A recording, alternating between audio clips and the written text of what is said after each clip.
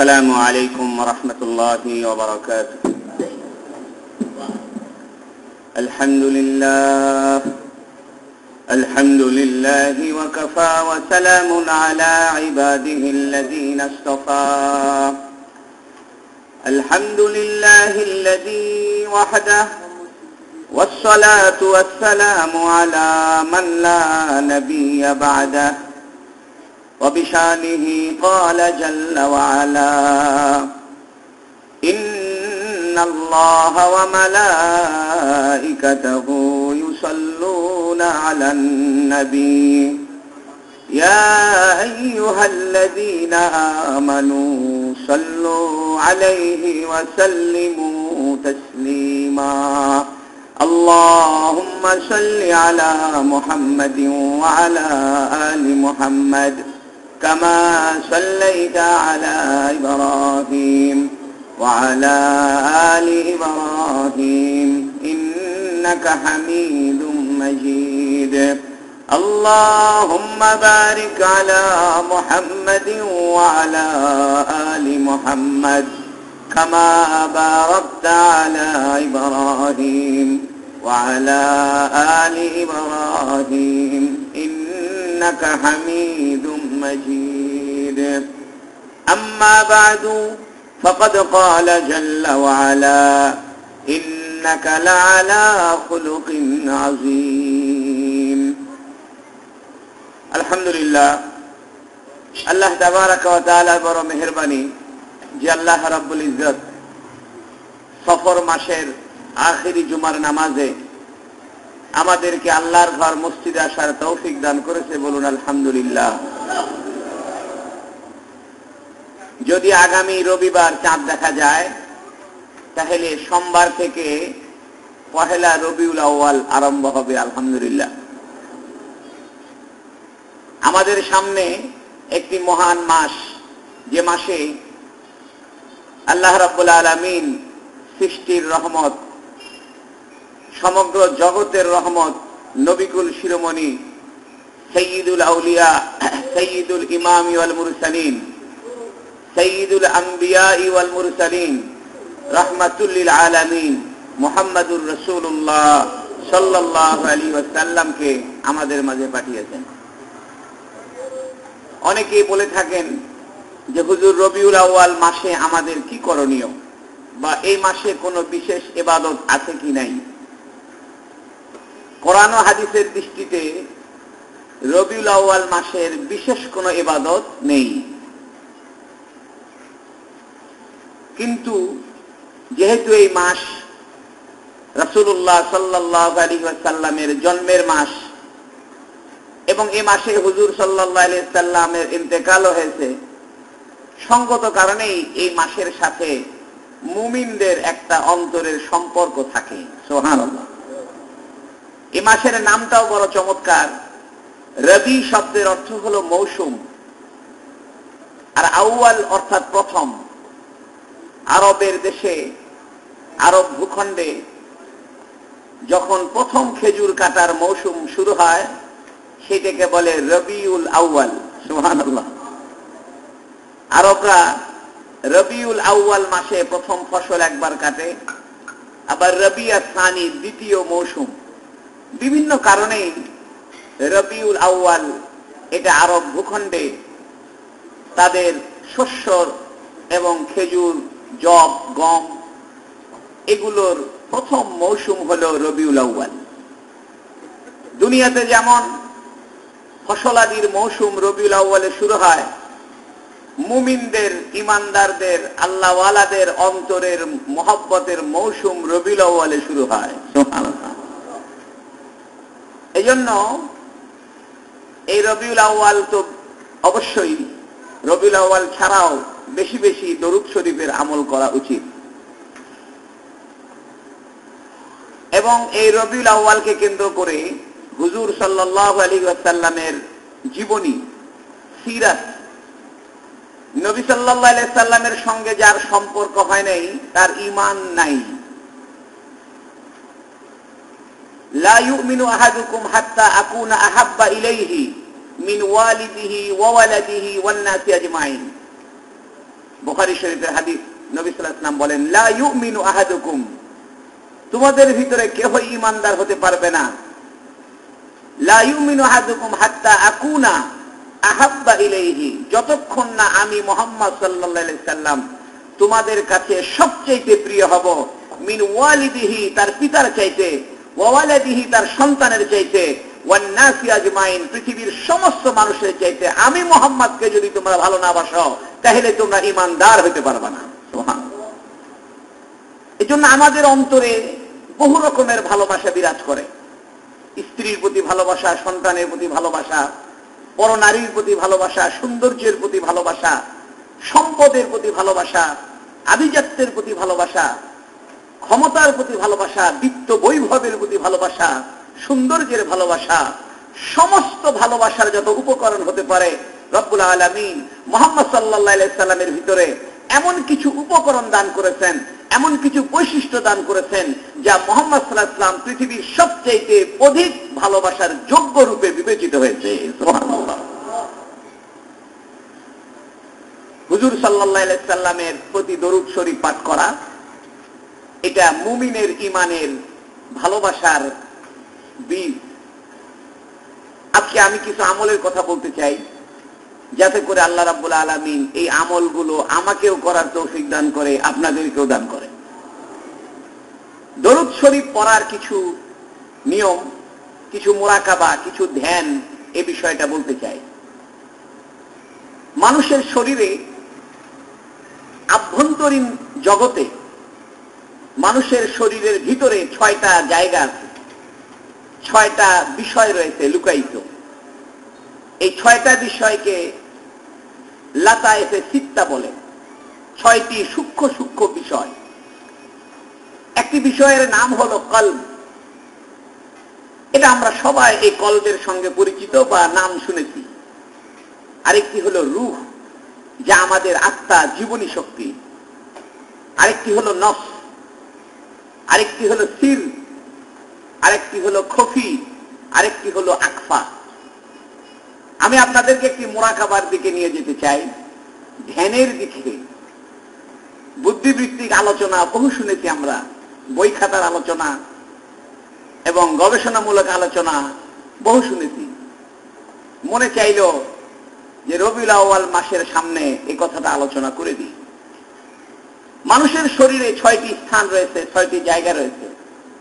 একটি হলো কলব, যেটা মানুষের বাম স্তনের 2 আঙ্গুল নিচে থাকে। কলব শব্দের অর্থ হলো অস্থির। কাল্লাবা ইউকাল্লিবু, তাকাল্লাবা তাকাল্লাবু, এর শব্দের অর্থ হলো যা বারে বারে পরিবর্তন হয়, স্থির থাকে না, এক জায়গায় জমে থাকে না। এজন্য আপনি যদি আপনাকে নিয়ে ভাবেন, আপনার মন কিন্তু কখনো স্থির নয়। এই যে মসজিদে আসছি, নামাজ পড়তে আসছি, আমাদের মন, কার মন কোথায় কখন চলে যায়, এটা আমাদের কন্ট্রোলের বাইরে। স্ত্রীকে নিয়ে ঘুমায় আছেন, গল্প করতেছেন, শুয়ে আছেন, স্ত্রী মনে করতেছে আমার স্বামী আমার কাছেই, কিন্তু আপনার মন চলে গেছে আরেক জায়গায়। মনের খবর কেউ রাখতে পারে না একমাত্র আল্লাহ ছাড়া। আলিমুম বিযাতিস সুদূর, তিনি আল্লাহ যিনি তোমাদের অন্তরের ভিতরের খবর রাখেন। সুবহানাল্লাহ। পৃথিবীতে এমন কোন মেশিন আবিষ্কার হয় নাই যে মেশিন আপনার বুকের সামনে ধরলে যে বোঝা যাবে যে আপনার অন্তরের গতি কোথায়। আমি আপনাদেরকে বয়ান করতেছি, আমার অন্তর কোথায়, এদিকে আমার স্ত্রীর কাছে নাকি পর কোনো নারীর কাছে, নাকি কোনো টাকা পয়সার দিকে না বিল্ডিং এর দিকে না বাজারের দিকে, কারো খবর নাই। মানুষের যে অন্তর বারে বারে পরিবর্তন হয়, চেঞ্জ হয়। এই জন্য নবী আলাইহিস সালাম একটি দোয়া শিখিয়েছেন, ইয়া মুকাল্লিবাল কুলুব সাব্বিত কুলুবানা আলা তাআতিক, হে আমার হৃদয়ের পরিবর্তনকারী, তুমি আমার হৃদয়কে তোমার আনুগত্যের উপরে জমিয়ে দাও। সুবহানাল্লাহ। ইয়া মুসাররিফাল কুলুব সাররিফ কুলুবানা আলা তাআতিক, হে আমার অন্তরকে পরিচালনাকারী, হে আমার অন্তরকে বিস্তারকারী, হে আমার অন্তরের রূপায়ণকারী, তুমি আমার অন্তরকে তোমার আনুগত্যের রূপে রঙিন করে দাও। এই জন্য মানুষের অন্তর এটা অস্থির, মুহূর্তে মুহূর্তে পরিবর্তনশীল। নামাজের ভিতরে কোথায় কোথায় চলে যাচ্ছি, আল্লাহর সামনে দাঁড়ায় আছি, মসজিদে দাঁড়ায় আছি, ইমামতি করতেছি, অন্তর চলে যায়, একবার ঢাকা, একবার চিটাগাং, একবার বাড়িতে, কি কি সব জায়গায় অন্তর ঘুরে বেড়ায়। জীবনে কোনোদিন কল্পনা হয় নাই যে এইরকম জায়গায় অন্তর যাবে, সেখানে অন্তর চলে যায়। এমন এমন জায়গায় অন্তর পৌঁছে যায়, আপনি নিজেকে লজ্জিত মনে হয় যে অন্তরটা গেল কোথায়। আপনি কোনোদিন ভাবেন নাই যে আপনি আপনার অন্তরের জায়গা সেখানে চলে যাবে, তারপরে অন্তর সেখানে পৌঁছে যায়। অন্তরের মালিককে আল্লাহ। এই অন্তর, এটাকে জমানের ব্যবস্থা আল্লাহ কোরআনে বলেছেন। আলা বিযিকরিল্লাহ, আলা বিযিকরিল্লাহ তাতমাইন্নুল কুলুব। ও দুনিয়ার মানুষ শোনো, আমি তো তোমাদের অন্তরকে অস্থির করে বানিয়েছি। তুমি যদি অন্তরকে স্থির বানাইতে চাও, এই অন্তরকে পরিশান্ত বানাতে চাও, পরিতৃপ্ত বানাইতে চাও, মজাদার বানাইতে চাও, আলা বিযিকরিল্লাহ, আমার জিকির করো, আমাকে স্মরণ করো, গোপনে আমাকে ডাকো, প্রকাশ্যে আমাকে ডাকো, চলতে চলতে ডাকো, বসতে বসতে ডাকো, খাইতে খাইতে ডাকো, সুখে ডাকো, দুঃখে ডাকো, আনন্দে ডাকো, বিরহে ডাকো। তুমি যদি আমার জিকির করো, আমি আল্লাহ তোমার দিলকে শান্ত বানায় দেব। আলা বিযিকরিল্লাহ তাতমাইন্নুল কুলুব। আপনার যদি মন খারাপ লাগে, অস্থির লাগে, আপনি এক জায়গায় বসে পড়েন, 5টা মিনিট আল্লাহর নাম জিকির করেন। আল্লাহু আল্লাহ, আল্লাহু আল্লাহ, আল্লাহু আল্লাহ, আল্লাহু আল্লাহ, আল্লাহু আল্লাহ, আল্লাহু আল্লাহ। দেখবেন আপনার দিলের ভিতরে মনে হবে যেন আরশ থেকে নূরের আলো ছড়ায় পড়তেছে। এটি হলো কলব। এটার বিস্তারিত আলোচনা করার সময় নেই। আমি একটা মুরাকাবা শিখাইবো আপনাদেরকে, এটা আমার উপকারের জন্য। এই কলবটা থাকে মানুষের বাম স্তনের 2 আঙ্গুল নিচে। আরেকটা বিষয় থাকে মানুষের রূহ, এটা থাকে ডাইন স্তনের 2 আঙ্গুল নিচে। রূহ শব্দের অর্থ হইল প্রত্যাবর্তন করে আসা, কাজ কাম শেষ করে ফিরে আসা। রাহায়া রূহ রাওহান, এ শব্দের অর্থ হলো সারাদিন কাজ কাম করে বাড়িতে ফিরে আসা। আরবিতে বলে রাহাল ইবিল, উট তার কাজ শেষ করে ফিরে এসেছে। অথবা আরাম করার জন্য সে একটি জায়গা বেছে নিয়েছে। রাহায়া রূহ, রাহাত শব্দের অর্থ আরাম করা। এই জন্য সারাদিন যে আমরা কাজ কাম করি, রাতের বেলা বাড়িতে ফিরে আসি, বিছানায় চলে আসি, স্ত্রীর কাছে আসি, এটা রাহাত, এটা আরামের জন্য। সমস্ত জীবজন্তু তারা তাদের নির্ধারিত কর্ম শেষ করে আবার ফিরে আসে বাসায়। পাখিরা তার নীড়ে ফিরে আসে, সাপ তার গর্তে ফিরে আসে, বাঘ তার জঙ্গলে নির্ধারিত জায়গায় ফিরে আসে। প্রত্যেকটা প্রাণী তার আপন আপন জায়গায় ফিরে আসে। আমাদের ভিতরে আল্লাহ একটা রূহ দান করেছেন, একটা জীবন দান করেছেন। এই জীবনের মৃত্যু নাই, এই জীবনের ক্ষয় নাই। আপনি আর আমি দুনিয়াতে আসার 50,000 বছর আগে রব্বুল আলামিন আমাদের ভিতরে রূহটাকে সৃষ্টি করেছেন। এই রূহটাকে আদম আলাইহিস সালামের পৃষ্ঠদেশ থেকে বের করেছেন। আমরা দুনিয়াতে ঈমানদার হয়েছি, আদম আলাইহিস সালামের পৃষ্ঠদেশ থেকে আল্লাহ পাক কিছু রূহ বের করার পরে আল্লাহ তাদের রূহের ভিতরে ঈমান ঢুকে দিয়েছিলেন। কিছু রূহ ঈমান গ্রহণ করে নাই। পৃথিবীতে আমরা যারা আছি, আল্লাহকে মানি, তাওহীদকে মানি, রাসূলকে ভালোবাসি, আমাদের রূহের ভিতরে আগে থেকেই আল্লাহ ঈমান গ্রহণের যোগ্যতা দিয়ে সৃষ্টি করে দিয়েছেন।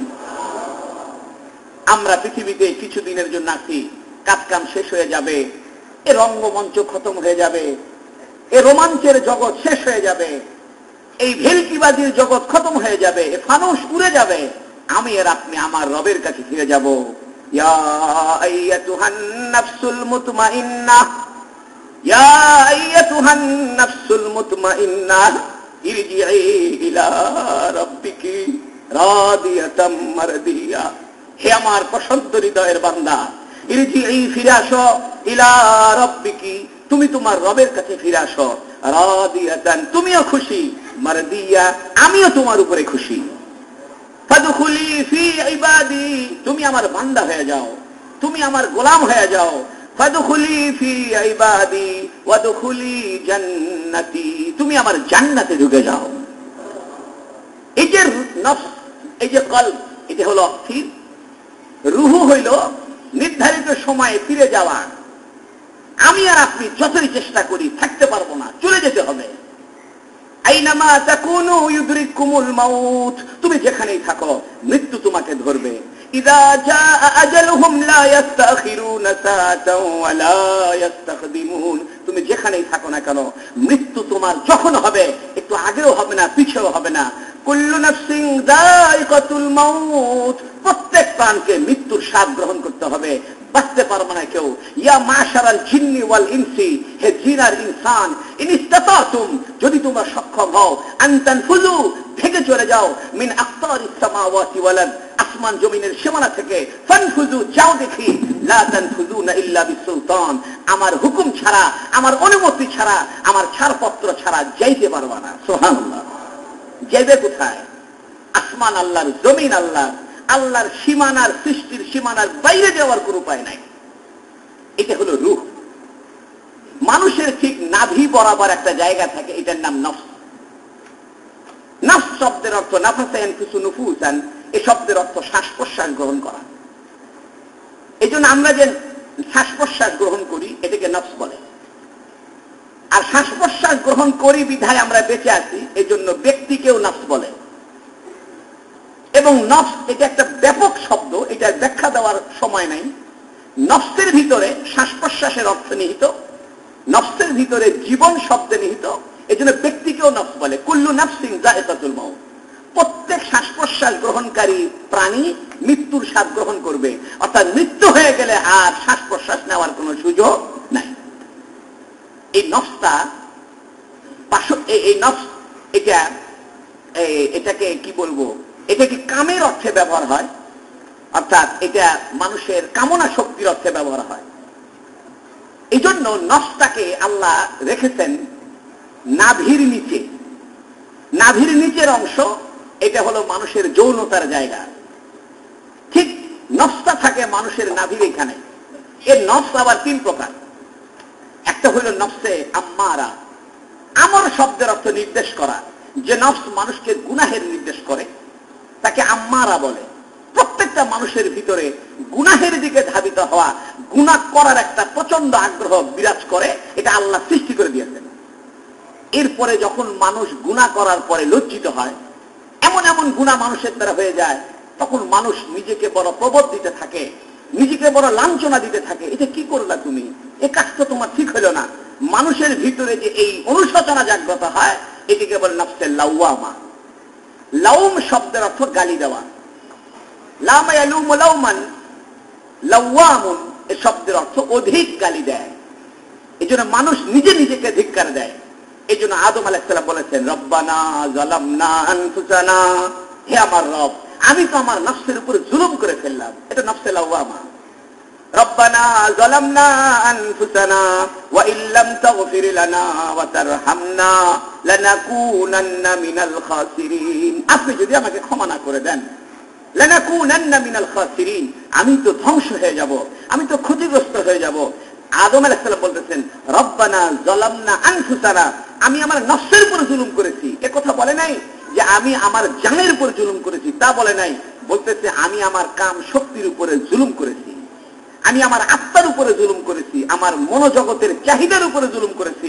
আপনি বলেছিলেন ওই গাছের কাছে যাইবে না, ফলটা খাইবে না, কিন্তু আমি এটা ভুলে গেছিলাম, মোহে পড়ে ভুলে গেছি। যেহেতু আপনি আমাকে আদম করে বানিয়েছেন, মানুষ করে সৃষ্টি করেছেন, ভুলে গেছি। যখন আপনি আবার স্মরণ করায় দিচ্ছেন, আমার তখন অন্তরে বুঝ পয়দা হয়েছে, আমার বড় কষ্ট হইতেছে, আমার নিজের উপরে নিজের ধিক্কার হইতেছে। এই জন্য আমি বলি, রব্বানা যালামনা আনফুসানা ওয়া ইল্লাম তাগফির লানা ওয়া তারহামনা লানাকুনান্না মিনাল খাসিরিন। এটি হলো নফসে লাওয়ামা। মানুষের নফসে আম্মারার সাথে নফসে লাওয়ামার প্রতিনিয়ত যুদ্ধ হয়। প্রতিটা মানুষ প্রতিনিয়ত যোদ্ধা। প্রতিটা মুমিন, প্রতিটা ভালো মানুষ, প্রত্যেকটি ইমানদার প্রতিনিয়ত নিজে নিজের সাথে যুদ্ধ করে। নিজে যখন অন্যায় করে ফেলে, তখন নিজের ভিতর থেকে আরেকটা মন জাগ্রত হয়। সে বলে, তুমি এই কাজটা কেন করলা, এই কাজটা তোমার করা ঠিক হয় নাই। এই যে ঠিক হয় নাই, এই যে অনুভূতি, এটা নফসে লাওয়ামা। এই দুইটা নফসের যুদ্ধে, মারামারিতে এক পর্যায়ে যখন নফসে আম্মারা পরাজিত হয়ে যায়, নফসে লাওয়ামা জিতে যায়, নফসে আম্মারা ক্ষতিগ্রস্ত হয়ে যায়, তখন আল্লাহর পক্ষ থেকে ওই মানুষকে একটা নতুন আত্মা দেওয়া হয়, নতুন নফস দেওয়া হয়, একটা নতুন পরিস্থিতি দেওয়া হয়। ওই পরিস্থিতির নাম হলো নফসে মুতমাইন্নাহ। ইতমিনান শব্দের অর্থ শান্ত, প্রশান্ত। তাই আল্লাহ সে কথা বলেছেন, ইয়া আইয়াতুহান নাফসুল মুতমাইন্নাহ ইন্নান নাফসা লাআম্মারাতুম বিসসু। কোরআন শরীফে আছে ইন্নান নাফসা লাআম্মারাতুম বিসসু। অবশ্যই কিছু নফস এটা মারাত্মক খারাপ, যা মানুষকে গুনাহের দিকে নিয়ে যায়। তাহলে তিনটা কথা বুঝাইলাম খুব সংক্ষেপে। একটা হলো কলব, একটা রুহু, একটা নফস। আর একটা জিনিস থাকে মানুষের বক্ষ পাজরের মাঝখানে। ঠিক মানুষ তাবিজ গলায় দিলে অথবা মালা গলায় দিলে যেখানে থাকে, অর্থাৎ মানুষের বুকের পাঁজরটা, খাঁচাটা যেখানে একত্রিত হয়েছে, যার পর থেকে পেট আরম্ভ হয়েছে, ভুঁড়ি আরম্ভ হয়েছে, ঠিক ওই জায়গায় একটা জিনিস থাকে, এর নাম হলো সির। সির মানে গোপন। আর একটা জিনিস থাকে মানুষের কপালে, যেখানে মানুষ সিজদা দেয়, এই জায়গাটার নাম হলো খফি। আর একটা জিনিস থাকে মানুষের চাঁদির উপরে, ঠিক মাথার উপরে, যেখানে মগজ থাকে, যেখানে খুব নরম জায়গা, যেখানে মানুষ তেল লাগায়, চাঁদির মাঝখানে ওইখানে একটা জিনিস থাকে, তার নাম আখফা। সির মানে গোপন, খফি মানেও গোপন, আখফা মানেও গোপন। কিন্তু তিন গোপন তিন রকম। সির এ শব্দের অর্থ গোপন। কেমন গোপন? এটা আপনি নিজে গোপন রেখেছেন, আর কেউ জানে না, আপনার কাছে গোপন। এবং এই যে আপনি ইচ্ছা করলে যে কোনো সময় আবার স্মরণ করতে পারেন, এটা হলো সির। এটা প্রত্যেক মানুষের এই অবস্থাটা বিরাজ করে। গোপনীয়তার আরেকটা অবস্থা হইল খফি, অর্থাৎ আপনি যেটা আপনার কাছে গোপন, কিন্তু এই গোপনটা আপনি আবার স্মরণ করতে চাইলে সহজে স্মরণ হয় না। খুব চিন্তা ভাবনা করে, খুব ভাবা চিন্তার পরে মনে হয়। অনেক সময় দেখবেন আপনি কিছু টাকা বা কোনো গুরুত্বপূর্ণ কোনো জিনিস আপনি আপনার নিজের বাসায় আলমারিতে কোথাও লুকিয়ে রাখছেন, এটা স্ত্রীও জানে না, ছেলে মেয়ে কেউ জানে না, আপনি জানেন, এটা আপনার কাছে গোপন। কিন্তু যে কোনো সময় আপনি সেটা আলমারি খুলে বের করতে পারেন, কোথায় রাখছেন এটা আপনার নিজের জানা আছে সব সময়। অনেক সময় হয় কি, আপনি যেখানে রেখে দিচ্ছেন আপনি নিজেই ভুলে গেছেন কোথায় রাখছি, কোথায় রাখছি, মাথা নষ্ট। মনে করেন খুব গুরুত্বপূর্ণ একটা দলিল কোথায় রাখছেন, পরে আপনার নিজেই ভুলে গেছেন, আরে কোথায় রাখলাম, কোথায় রাখলাম। অনেক গবেষণার পরে, একটু দেরিতে, দোয়া দরুদ পড়ার পরে ওই কথাটা আবার মনে হয়। এর নাম হলো খফি। আর একটা গোপন আছে, এটি এমন গোপন যে এইটা আপনি আর ভুলে গেছেন না গেছেন আর মনেই করতে পারেন না। অর্থাৎ এমন জগতের বিষয় যে জগৎটা আপনার মনে নাই একদম টোটাল। যেমন রব্বুল আলামিন সমস্ত রূহকে সৃষ্টি করার পরে জিজ্ঞেস করেছেন, আলাস্তু বিরব্বিকুম, আমি কি তোমাদের প্রতিপালক নই? আমি কি তোমাকে বানাই নাই? ক্বালু বালা, আমরা সবাই বলেছিলাম কেন নয়, হ্যাঁ আপনিই তো আমাদের বানানেওয়ালা, আপনিই তো আমাদের প্রতিপালক। এই যে সিনারি, আল্লাহ আমাকে বানানোর পরে আমাকে জিজ্ঞেস করেছে, আমি কি তোমাকে বানাই নাই, আমি কি তোমার প্রতিপালক নই, এই কথা কি মনে আছে? মনে নাই। এই জন্য আল্লাহ এই কথা স্মরণ করায় দেওয়ার জন্য যুগে যুগে নবীদেরকে পাঠিয়েছেন। সুবহানাল্লাহ। নবীরা এসে বলছে, তুমি ভুলে গেছো, আমি ভুলি নাই। নবীরা এসে বলেছে, শোনো, আল্লাহ তোমাকে খালাকতু বিয়াদাইয়া, আল্লাহ তোমাকে নিজ কুদরতি হাতে তোমাকে বানিয়েছে। আল্লাহ তোমাকে লালন পালন করেছে। পৃথিবীতে আসার 50,000 বছর আগে আল্লাহ তোমার রূহ সৃষ্টি করেছে। সেই আল্লাহর পক্ষ থেকে আমি নবী তোমাকে এসে বলতেছি, জান্নাত আছে, জাহান্নাম আছে, ফুলসিরাত আছে, আরশ আছে, লৌহ আছে, কুরসি আছে, কলম আছে, নূরের পর্দা আছে। সুবহানাল্লাহ। এইটা ভুলে যে গেছেন না গেছেন আর মনে করতে পারেন না। কিন্তু যদি 4 বছর 5 বছর বহুদিন পর মনে হয়েছে, দেখবেন আমাদের জীবনে অনেক সময় অনেক কথা হঠাৎ করে মনে হয়। বয়স হয়ে গেছে 40-45, হঠাৎ করে প্রাইমারি স্কুলের জীবনের কথা মনে হলো। হঠাৎ কোনো কারণ ছাড়া, কোনো প্রসঙ্গ ছাড়া হঠাৎ করে মনে হচ্ছে, তাই নাকি গ্রামের স্কুলে আগে পড়তাম, দৌড়ায় যেতাম, স্যান্ডেল ছিঁড়ে যেত, আর এই স্কুলে পড়ার সময় ছোট্ট একটা ছিলাম, আমার বন্ধুরা ছিল, হঠাৎ মনে হচ্ছে সে এখন কোথায় আছে। মনে চায় যে ওই ছোটবেলার বন্ধুটাকে খুঁজে পায়, কোনো উপায় নাই। না তার মোবাইল নাম্বার জানা আছে, না কিছু আছে, কোনো উপায় নাই। কিন্তু মনের তীব্রতা, মনের আকাঙ্ক্ষার জায়গা এতটাই গভীর, এতটাই অস্থির যে না, আমার ওই পুরাতন বন্ধুটাকে আমার চাই আর চাই, পুরাতন বন্ধুটাকে আমার খুব দরকার, তাকে ছাড়া আমার হইতেছে না, তাকে ছাড়া আমি বাঁচবো না, তাকে না দেখলে আমি মরে যাব, তাকে না দেখলে আমার কলিজা ফেটে যাবে, রক্তাক্ত হয়ে যাব আমি। যখন এমন পরিস্থিতির সৃষ্টি হয়, আল্লাহ রাব্বুল আলামিন যিনি সবকিছু জানে, সবকিছু নিয়ন্ত্রণ করে, হঠাৎ করে তার সঙ্গে আপনার যোগাযোগের ব্যবস্থা করে দেয়।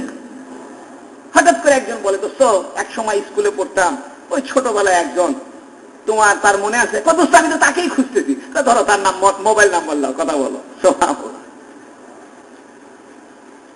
অদৃশ্য জগতের একটা বড় অংশ আল্লাহর কাছে আছে। অদৃশ্য জগতের একটা বিশাল অংশ কুদরত, আল্লাহর ক্ষমতা, আল্লাহর রহস্য, নূরের তাজাল্লি, এটা আল্লাহর কাছে রাখছে। বান্দা যখন গোপনীয়তার তৃতীয়তম স্তরে, বান্দা যখন তার মনোজগতের, অদৃশ্য জগতের গোপন জায়গার তৃতীয় স্তরে আল্লাহকে ডাকতে থাকে, আল্লাহ পাকের কুদরত দিয়ে ভাবতে থাকে, আল্লাহ পাক তার কলবের ভিতরে কুদরতের পর্দা খুলে দেয়। এখন আসেন, এই কয়েকটা কথা আমি বুঝাইলাম। একটা হলো কলব বাম পাশে, একটা হলো রূহ ডান পাশে। কলব এটা অস্থির, এই কলবের সাথে আবার নফসের কানেকশন আছে। কলব যদি ভালো হয়, কলব হলো ফুইলের জায়গা, এটা নফসকে কন্ট্রোল করে। কলব যদি আপনি জিকিরের দ্বারা ভরপুর রাখেন, তো নফস কন্ট্রোল হবে। আর কলবের ভিতরে যদি হিংসা, বিদ্বেষ, অহংকার, মৃত্যুর ভয় না থাকা, দুনিয়ার লোভ, প্রাচুর্যের লোভ, ক্ষমতার লোভ, সম্মানের লোভ, এগুলো থাকে, এই যে 10টা গুনাহ আছে, 10টা বড় বড় বিপদ, 10টা অসুখ, এই 10টা অসুখে মানুষের কলব দূষিত হয়, হইলে মানুষের নফস কন্ট্রোলে থাকে না। যেমন আপনি যদি বেশি আকারে ঘি আর গরুর গোশত খাওয়া আরম্ভ করেন, আপনার কোলেস্টেরল কন্ট্রোলে থাকবে না। আপনি যদি বেশি আকারে মিষ্টি খাওয়া শুরু করেন, ডায়াবেটিস কন্ট্রোলে থাকবে না। তো কলবের ভিতরে যে খালি দুনিয়ার দুনিয়া, টাকা আর টাকা, পয়সা, সারাদিন পয়সা, সারাদিন টাকা, সারাদিন বিল্ডিং, সারাদিন ব্যবসা, সারাদিন খালি দুনিয়া, তার নফস কন্ট্রোলে থাকবে না। আর যদি কলবের ভিতরে একথা হয়, না আমি একদিন মরে যাব, আমার আল্লাহর সাথে আমার কাজ আছে, মুহাম্মদ সাল্লাল্লাহু আলাইহি ওয়াসাল্লামের সাথে আমার কাজ আছে, মুহাম্মদ সাল্লাল্লাহু আলাইহি ওয়াসাল্লামকে আমি ভালোবাসি, মদিনাওয়ালাকে আমি ভালোবাসি, এই চিন্তা যদি অন্তরে ঘুরপাক খায়, নফস আস্তে আস্তে সুস্থ হয়ে যায়। সুবহানাল্লাহ।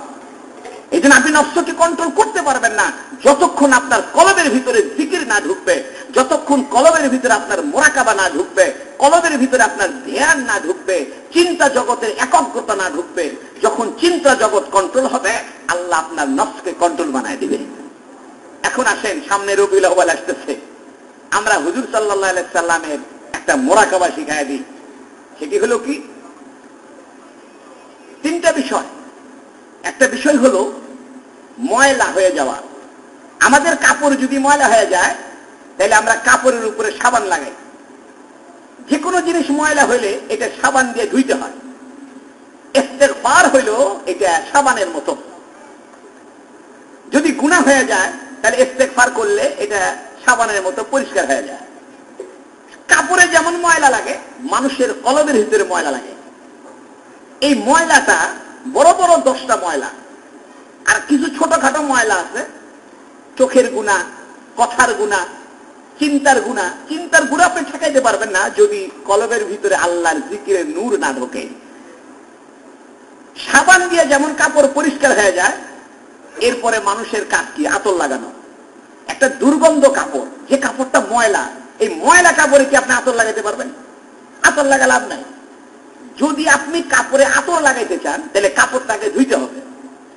এই কাপড় ধৌত করার নাম হলো ইস্তেগফার। কাপড় ধোয়ার জন্য সাবান দিয়ে ধুইতে হয়, মানুষের কলব ধোয়ার জন্য ইস্তেগফার করতে হয়, তওবা করতে হয়। যখন মানুষ ইস্তেগফার করে, তখন এটা অন্তর পরিষ্কার হয়ে যায়। এখন কাজ হলো আতর লাগানো। রাসূলুল্লাহ সাল্লাল্লাহু আলাইহি সাল্লাম তিনি হলেন জগতের সবচেয়ে সুন্দর। সুবহানাল্লাহ। নাফসিল ফিদাউ লিকবরিন আনতা সাকিনুহু ফিহিল আফাফু ওয়াল জুদু ওয়াল কারামু। নবী সাল্লাল্লাহু আলাইহি সাল্লামের কবরে 2টা কবিতা লেখা। মুহাম্মদ বিন বুসাইরি নামক এক আল্লাহর ওলি, এক আল্লাহর আশিক, তার একটা কবিতার গ্রন্থের বই থেকে 2টা কবিতা মুহাম্মদ সাল্লাল্লাহু আলাইহি সাল্লামের কবরের দেয়ালে লেখা আছে, আজও লেখা আছে। কি লেখা? নাফসিল ফিদাউ লিকবরিন আনতা সাকিনুহু ফীহিল আফাফু ওয়াল জুদু ওয়াল কারামু। নাফসিল ফিদাউ, আমার এই জীবন উৎসর্গ হোক। নাফসিল ফিদাউ লিকবরিন আনতা সাকিনুহু, ওই কবরওয়ালার প্রতি যে কবরওয়ালা এখানে ঘুমিয়ে আছে। সুবহানাল্লাহ। নাফসিল ফিদাউ লিকবরিন আনতা সাকিনুহু ফীহিল আফাফু ওয়াল জুদু ওয়াল কারামু। এই কবরওয়ালার কাছেই তো যৌদ রয়েছে, দানশীলতা রয়েছে, বদান্যতা রয়েছে, আখলাকের দানশীলতা, এলেমের দানশীলতা, চরিত্রের দানশীলতা, টাকা পয়সার দানশীলতা। দানশীল শুধু টাকা পয়সার ক্ষেত্রে হয় না, ব্যবহারের দানশীলতা রয়েছে, চারিত্রিক দানশীলতা রয়েছে, এলমের দানশীলতা রয়েছে। ওলামায়ে কেরামের টাকা পয়সা নাই, কিন্তু পৃথিবীতে সবচেয়ে বড় দানশীল ওলামায়ে কেরাম। সুবহানাল্লাহ। বলতে পারেন যে আমি হুজুর লাখ লাখ টাকা দান করি, কিচ্ছু হবে না, হবে। কিন্তু পৃথিবীতে কিয়ামতের দিন সবচেয়ে বড় দানশীল হিসাবে ওলামায়ে কেরাম উঠবে। কারণ নবী সাল্লাল্লাহু আলাইহি ওয়াসাল্লাম যা দান করেছেন টাকা পয়সা, তার চেয়ে কোটি গুণ বেশি দান করেছেন এলেম, তার চেয়ে কোটি গুণ বেশি দান করেছেন মারেফত।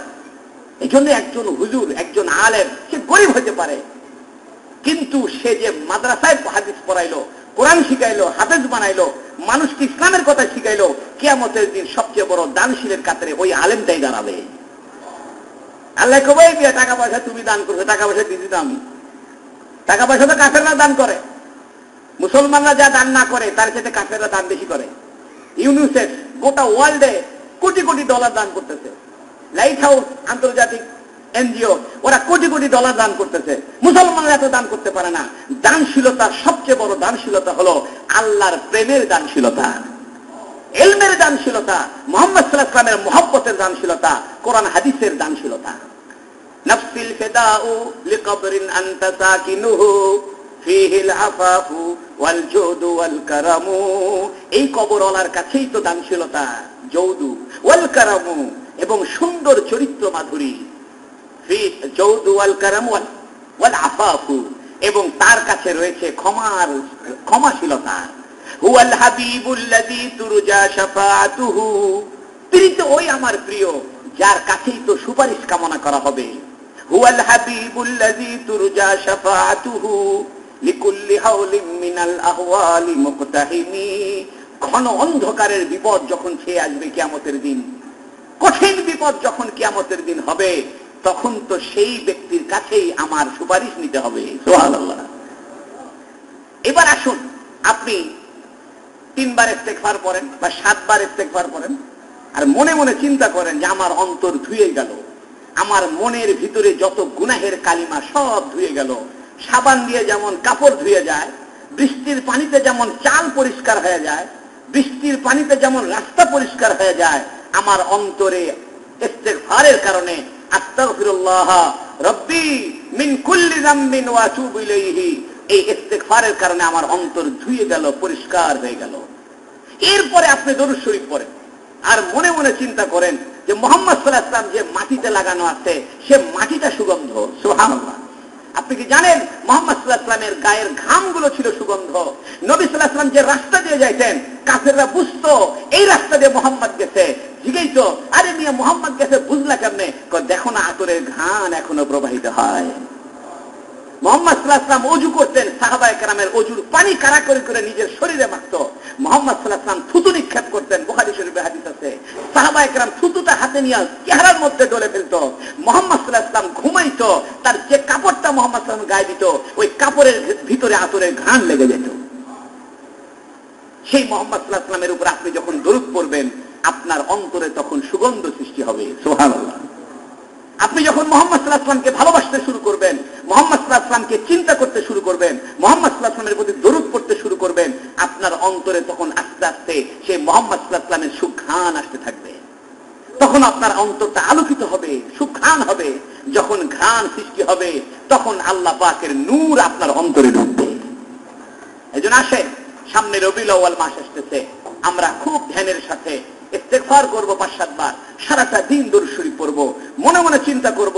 হাদিস শরীফে আছে, কোন মানুষ যদি দরুদ শরীফ পাঠ করে, মালায়েকাত সাইয়াহিন, হাদিস শরীফে মালায়েকাতান সাইয়াহিন, অনেক ভ্রাম্যমান ফেরেশতা রয়েছে, দুনিয়াতে যেমন ভ্রাম্যমান ফেরিওয়ালা আছে, বাড়ির সামনে তরকারি বিক্রি করতে আসে, বাড়ির সামনে মূলা বিক্রি করতে আসে, পাতিল বিক্রি করতে আসে, আল্লাহ কিছু ফেরেশতা বানাইছে, যাও পৃথিবীর কোনায় কোনায় যারা মুহাম্মদ সাল্লাল্লাহু আলাইহি ওয়াসাল্লামের উপর দরুদ পড়ে তাদের চেহারাটা আমার হাবিবকে দেখায় তার সুপারিশের ব্যবস্থা করেন।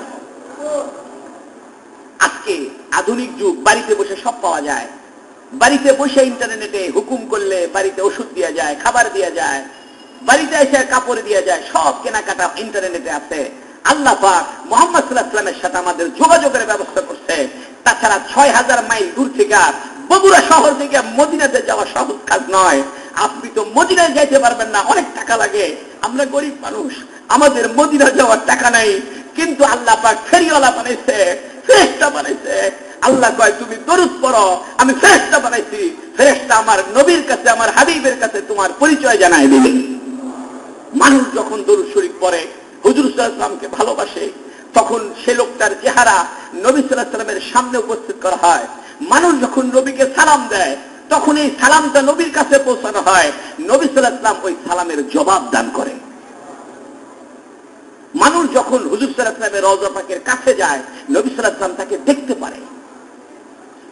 এজন্য পুরা রবিউল আউয়াল মাস আসুন আমরা নবীর প্রেমে ডুবে যাই, মুহাম্মদ সাল্লাল্লাহু আলাইহি ওয়াসাল্লামের জীবনী পড়া শুরু করে দিই। মুহাম্মদ সাল্লাল্লাহু আলাইহি ওয়াসাল্লামের জন্ম কেমনে হয়েছে, মুহাম্মদ সাল্লাল্লাহু আলাইহি ওয়াসাল্লামের যৌবন কেমন ছিল, তার বৈবাহিক অবস্থা কেমন ছিল, তার যুদ্ধের অবস্থা কেমন ছিল, তার হিজরতের অবস্থা কেমন ছিল, তার কাছে ওহী কিভাবে আসতো, তার অসুবিধা, তার অভাবের অবস্থা কেমন ছিল, তার সৌন্দর্য কেমন ছিল, তার হাসি তামসা কেমন ছিল, তার ইয়ারকি ফাজলামো কেমন ছিল, তার খেলাধুলা কেমন ছিল, মুহাম্মদ সাল্লাল্লাহু আলাইহি ওয়াসাল্লামের জীবন, তার রাষ্ট্রীয় জীবন কেমন ছিল, মুহাম্মদ সাল্লাল্লাহু আলাইহি ওয়াসাল্লামের জীবন যদি না জানেন কিছুই জানলেন না আপনি। এই জন্য কোরআন শরীফ আল্লাহ বলেছেন ইন্নাকা লাআলা খুলুকিন আযীম, হে মুহাম্মদ আমি তো আপনাকে মহান চরিত্র দিয়ে সৃষ্টি করেছি। ইন্নাকা লাআলা খুলুকিন আযীম, আমি তো আপনাকে চরিত্রবান করেছি।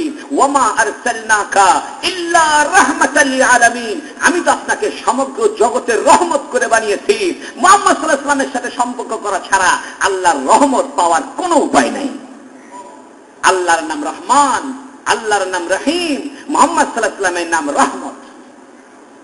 রহমত শব্দের অর্থ দয়া করা, আর রহিম মানে দয়াকারী। দয়াকারী দয়া করে না মুহাম্মদ সাল্লাল্লাহু আলাইহি ওয়াসাল্লাম ছাড়া।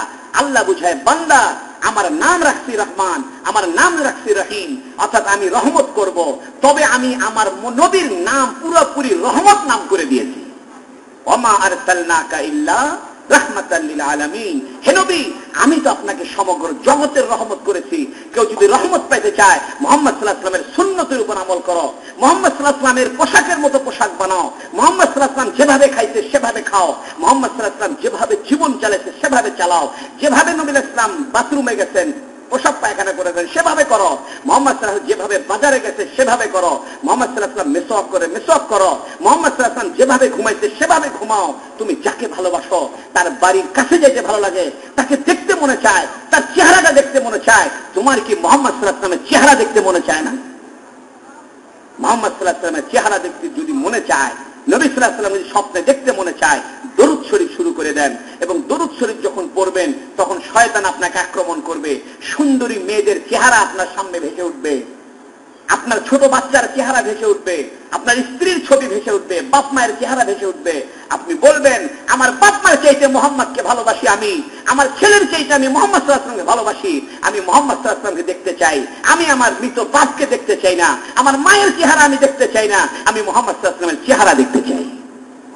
যখন আপনি ধ্যান শুরু করবেন, মুরাকাবা শুরু করবেন, দরুদ শরীফ পড়বেন আর মনে মনে ভাববেন আমি মুহাম্মদ সাল্লাল্লাহু আলাইহি ওয়াসাল্লাম দেখতে চাই, এই নুরানি চেহারাটা দেখতে চাই, মতির মতো তার দাঁতগুলো চকচক করে, তার চোখগুলো বড় ডাগর ডাগর, যেন কাজল দিয়ে রাখা হয়েছে, তার ভুরু দুটো সামান্য মিশ্রণ করা, মিল করা। মুহাম্মদ সাল্লাল্লাহু আলাইহি ওয়াসাল্লামের চুলগুলো পাকে নাই, চুলগুলো না সোজা না কোঁকড়ানো। মুহাম্মদ সাল্লাল্লাহু আলাইহি ওয়াসাল্লাম যে হেঁটে যায় মনে হয় উপর থেকে নিচের দিকে যাচ্ছে। মুহাম্মদ সাল্লাল্লাহু আলাইহি ওয়াসাল্লাম কারো দিকে তাকাইলে মুচকি হাসি দিত। আজকে জমানা খারাপ, আমরা গুনাহের জমানায় পড়েছি, উঠতে বসতে গুনাহ হইতেছে। মুহাম্মদ সাল্লাল্লাহু আলাইহি ওয়াসাল্লামের বাড়ি যদি আমাদের বাড়ির কাছে হইতো, দৌড়ায় যায় বলতাম ইয়া রাসূলুল্লাহ আমাদের গুনাহ হয়ে গেছে, আপনি আমাদের জন্য আপনার রবের কাছে দোয়া চান। মুহাম্মদ সাল্লাল্লাহু আলাইহি ওয়াসাল্লামের কাছে যাওয়ার মতো পয়সা নাই, যাওয়ার মতো ব্যবস্থা নাই, অনেক দূরে, কিন্তু মুহাম্মদ সাল্লাল্লাহু আলাইহি ওয়াসাল্লামকে স্বপ্নে দেখতে আপনার কোনো দূরত্ব লাগবে না। আসেন মুহাম্মদ সাল্লাল্লাহু আলাইহি ওয়াসাল্লামের মুরাকাবা শুরু করে দেন, দরুদ পড়তে থাকেন আর মনে মনে চিন্তা করতে থাকেন যে হুজুর সাল্লাল্লাহু আলাইহি ওয়াসাল্লামের চেহারাটা এরকম, আমি নবীকে দেখতে চাই, নবীর সাথে আমার কথা হইতে হবে, নবীর সাথে আমার জীবনের পরামর্শ হইতে হবে, আমার জীবনের সবকিছু নবীকে খুলে বলবো। নবী আমার আপন, আল্লাহকে তো দেখা যাবে না, আল্লাহকে দেখার জায়গা হলো আখিরাত, দুনিয়াতে দেখা যাবে মুহাম্মদ সাল্লাল্লাহু আলাইহি ওয়াসাল্লামকে। আপনি যখন এই চিন্তা করতে করতে দরুদ পড়তে থাকবেন, শয়তান আপনাকে বাধা দিবে, আপনার স্ত্রীর ছবি ভেসে উঠবে, আপনার সন্তানের ছবি ভেসে উঠবে। আপনি বলবেন না, ইব্রাহিম আলাইহিস সালাম যেমন সন্তানকে জবাই করেছে, আমি আমার সন্তানকে চাই না। আপনার মায়ের ছবি ভেসে উঠবে, আপনি বলবেন না, আমি আমার মায়ের ছবি চাই না, আমি তো চাই রাহমাতুল লিল আলামিনের ছবি। এভাবে যখন আপনি মুরাকাবা করতে থাকবেন, দরুদের আমল করতে থাকবেন এবং রাত্রে ঘুমানোর আগে বেশি বেশি দরুদ পাঠ করতে থাকবেন, চোখ বন্ধ করে মদিনা শরীফের মুরাকাবা করতে থাকবেন, নবী সাল্লাল্লাহু আলাইহি ওয়াসাল্লামের চেহারার কল্পনা করতে থাকবেন। এখন আপনি তো নবীর চেহারা জানেন না, আপনি তো জানেন না নবীর চেহারা কেমন ছিল, কানগুলো কেমন ছিল, নাকটা কেমন ছিল, চোখটা কেমন ছিল, আপনি কল্পনা করবেন কেমনে? আপনার তো নবীর পড়াশোনার টাইম নাই, আপনার তো গল্পের বই পড়ার সময় আছে, মোবাইলে ফেসবুক টেপার সময় আছে, ইউটিউবে ঢুকে ঢুকে গান শোনার সময় আছে। মুহাম্মদ সাল্লাল্লাহু আলাইহি ওয়াসাল্লাম কেমন ছিল, তার সামাইলটা কেমন ছিল, নবীর চেহারা কেমন ছিল, এইটা পড়ার সময় তো আপনার নাই, আপনি কল্পনা করবেন কি নিয়া? এই জন্য আসুন, মুহাম্মদ সাল্লাল্লাহু আলাইহি ওয়াসাল্লাম কেমন ছিল, তিনি কেমন ছিলেন দেখতে, এরকম তার বই রয়েছে, শামায়েলে তিরমিজি রয়েছে, এগুলো পড়ে পড়ে নবীর চেহারাটাকে কল্পনা করে দরুদের আমল করেন। ইনশাআল্লাহ ইনশাআল্লাহ ইনশাআল্লাহ হুজুর সাল্লাল্লাহু আলাইহি ওয়াসাল্লামের জিয়ারত স্বপ্নে আল্লাহ নসিব করবে বলেন আমিন। আল্লাহ পাক আমাদেরকে এই পুরা রবিউল আউয়াল মাস, আগামী সোমবার রবিবার সন্ধ্যার সময় চাঁদ উঠলে শুরু হয়ে যাবে। আর একটা আমলের কথা বলি, নবী সাল্লাল্লাহু আলাইহি ওয়াসাল্লাম প্রত্যেক সোমবারে বৃহস্পতিবার রোজা রাখতেন। ইবনে মাজাহ শরীফে হাদিসটি রয়েছে, এক সাহাবী জিজ্ঞেস করেছে, নবী বলে প্রত্যেক সোমবারে আমি রোজা রাখি, কারণ সোমবার আমার পৃথিবীতে আসার দিন, আল্লাহ পাক আমাকে সোমবারে পৃথিবীতে পাঠিয়েছেন, এই জন্য আমি সোমবারে রোজা রাখি। আর সোমবারে আমার ইন্তেকাল হয়েছে, তা এটা বলেন নাই, সোমবারে আমার জন্মের দিন, ঘটনাক্রমে ইন্তেকালও সোমবারে হয়েছে। আর বৃহস্পতিবারে সপ্তাহের আমল আল্লাহর দরবারে বৃহস্পতিবারে পাঠানো হয়, তা আমি চাই আমার জন্মের দিনটাও আমি রোজার অবস্থায় থাকি, আর সপ্তাহের আমল বৃহস্পতিবারের দিনটাও রোজা অবস্থায় থাকি। রবিউল আউয়ালে দান খয়রাত বাড়ায় দেন, রবিউল আউয়ালে দান খয়রাত বাড়ায় দেন, গোপনে দান করেন, প্রকাশ্যে দরকার নাই, গোপনে দান করেন, গরিব মানুষকে গোপনে দান করে দেন। মুহাম্মদ সাল্লাল্লাহু আলাইহি ওয়াসাল্লাম দানশীল ছিল, মুহাম্মদ সাল্লাল্লাহু আলাইহি ওয়াসাল্লামের যে চারিত্রিক বৈশিষ্ট্য ছিল, প্রত্যেকটা বৈশিষ্ট্য আপনি আমলে শুরু করেন, তো দেখবেন আপনার জন্য মুহাম্মদ সাল্লাল্লাহু আলাইহি ওয়াসাল্লামের সাথে দিদার হওয়া, স্বপ্নে জিয়ারত হওয়া আল্লাহ সহজ করে দিবে বলেন আমিন। আল্লাহ রাব্বুল আলামিন আমাদের সবাইকে এই রবিউল আউয়াল মাসে হুজুর সাল্লাল্লাহু আলাইহি ওয়াসাল্লামের মহব্বত, নবীর সুন্নাত, নবীর সিরাত এবং নবীর সঙ্গে আমাদের স্বপ্নে জিয়ারত করার তৌফিক দান করে বলুন আমিন। যারা সুন্নাত পড়েন নাই সুন্নাত পড়েন।